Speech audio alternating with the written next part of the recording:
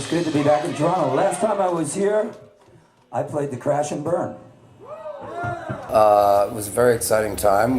We came here on the first and one and only national tour of the Nerves, which included Toronto, and I think it was in 1977. I remember because it was one of the best shows on the tour. It was the show that we made the most money, because we didn't make very much money in those days. And I remember we played 2 nights at the Crash and Burn, and we made $600 a night. And we were so excited that we went and stayed at the Waldorf Astoria and spent all our money on the hotel. And I remember when we first walked into the Crash and Burn, I couldn't believe it, because it was a really beautiful club. And it was big, and there were so many beautiful girls there, and they were all in mini skirts and fishnet stockings. And I thought I had died and gone to heaven. And that's actually the night I met the B-Girls. I think Bob Segarini was there, of course the Diodes. And that was a very exciting time, and it was very exciting to be here in Toronto, because everybody was really into the music and into the scene, and it was very vibrant, and it was great. It was fantastic. I'm in the phone booth, it's a one from the house. If you don't answer, I'll just read it off the wall. I know you there, but I just haven't gone. Don't be the eye, you're not the telephone. Don't be the eye, you're not the telephone. I remember now she's going out the door. Did she go to work or just go to the store? But all the things he said I thought you knew ignore. Oh, I never talked again. Oh, I never talked again. Oh, I never talked again. Yeah, you're not the telephone. Yeah, you're not the telephone. You know it's been so long. If I don't get your call, then everything goes wrong. I wanna tell you something you don't know at all. Oh, yeah, on the telephone. I gotta stop and interrupt this conversation. You want to trouble, I can see your conversation. I wanna talk, but I can tell you my attention. Oh, I can't wait to talk down. Oh, I can't wait to talk down. Oh, I never saw myself. Yeah, you're on the ground. Come on, there's nothing wrong with it. Oh, nothing wrong with it. Oh, nothing wrong with it.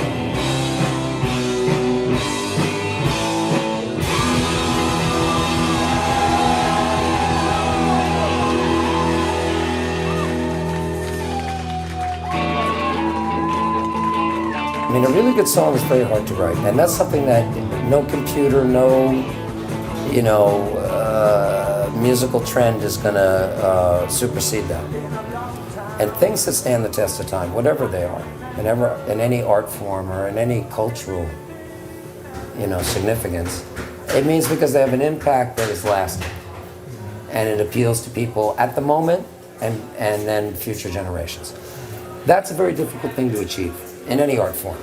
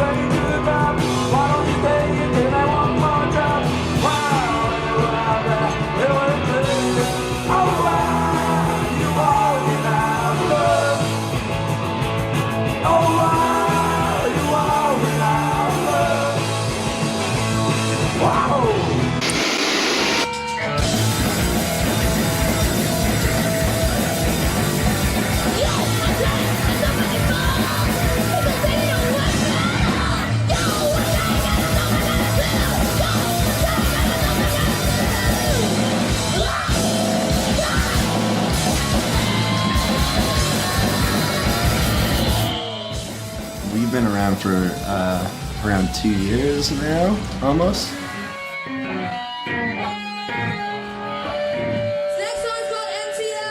Me and Thomas have been playing together for about 10 years. We were in a band called Domino. We just started playing more and more and more punk and got faster and faster and faster, and then eventually it was so different that, and then the lineup sort of changed, and so we changed the name. And Riot Porn was perfect, 2 4-letter words.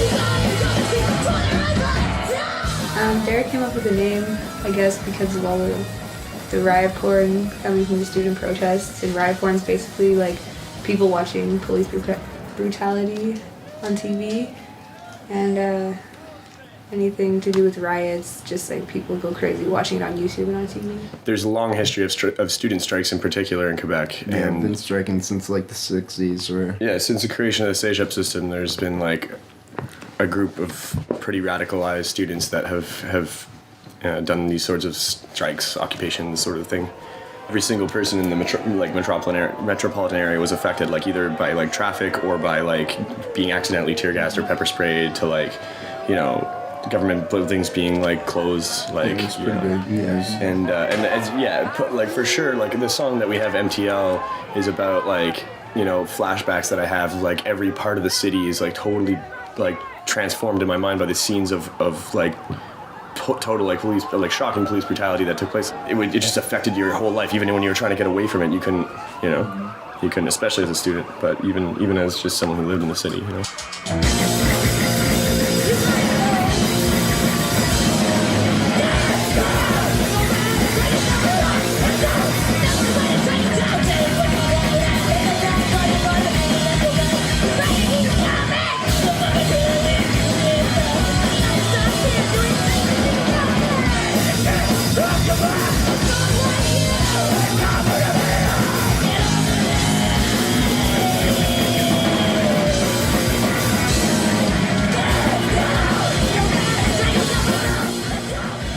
Like for the lyrics, it's mostly Emily and Derek. Yeah, probably me and Derek for lyrics, and then like Thomas writes a lot of the songs, so is Derek.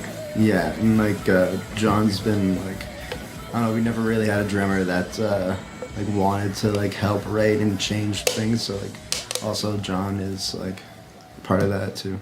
Yeah, musically it's almost dead even between the songs, the music that you've wrote and the music that I've wrote, and like then there's songs that are collaborations, so it's almost split right down the middle at this point, and then like obviously arrangements everyone does.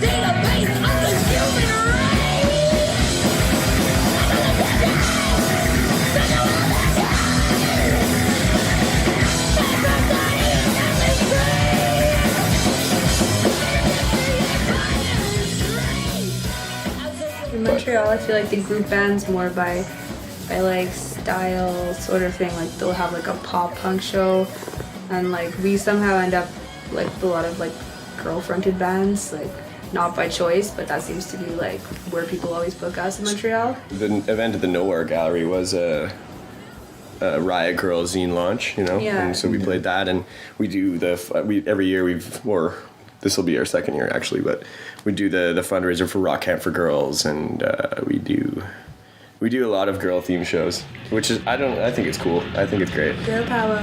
Because obviously there's a gender like disparity in punk, right? There's a lot more all dude bands, so if we can sort of support that a little bit, that's great.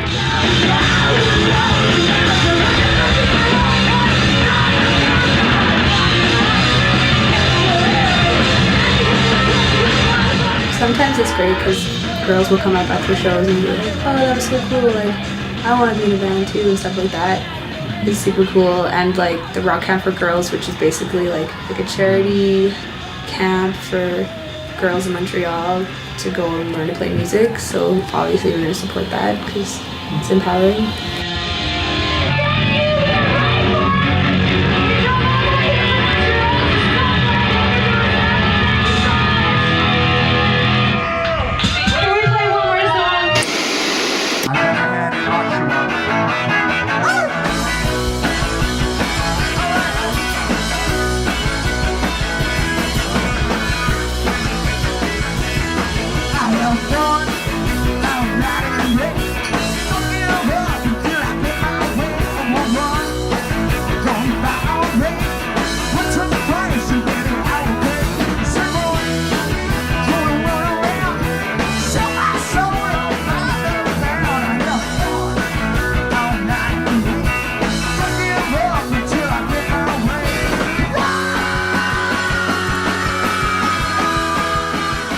Right now, I think it's the best lineup we've ever had. We have these two lads from the north of Spain, and they just really get the whole thing. They were fans of us when they were young, and they still are young, and they give it their all, and they help us write the songs, and they really, it's the happiest I've been as far as performing and touring, really, is with this lineup. Don't ask me why, because it ain't the greatest.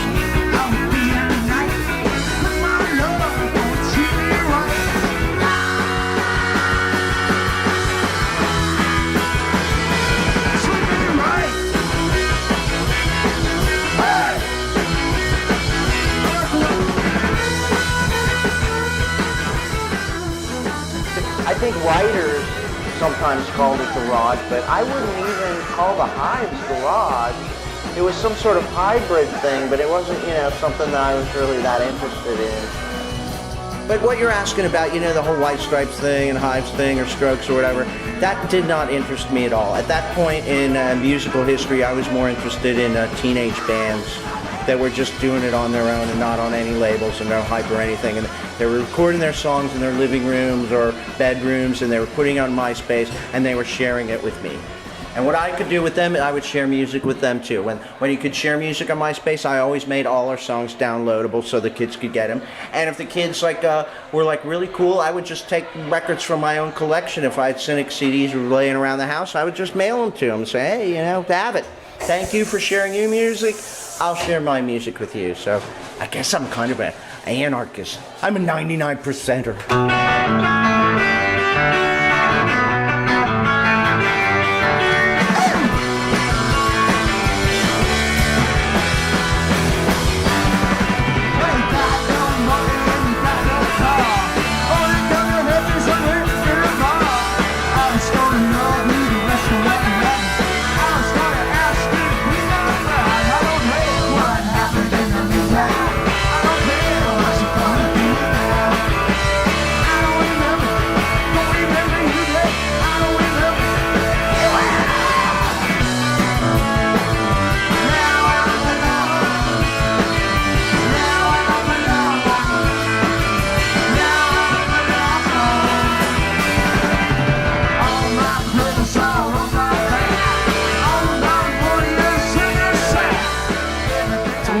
The sound of it and the creativity in the music that is most important to me, not the medium.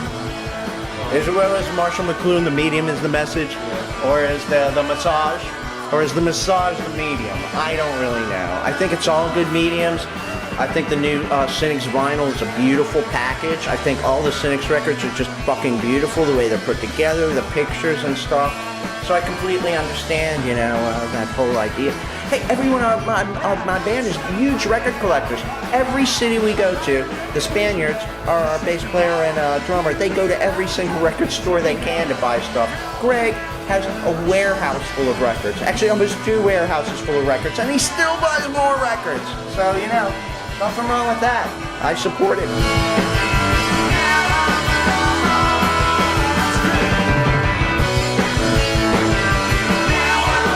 The only thing I like about touring is playing the show and the excitement and fun that I have groping people after the show. Otherwise, porn kind of wears on you, you know. I like it when we get nice hotels, good dinners. Hi, hi, hi, hi.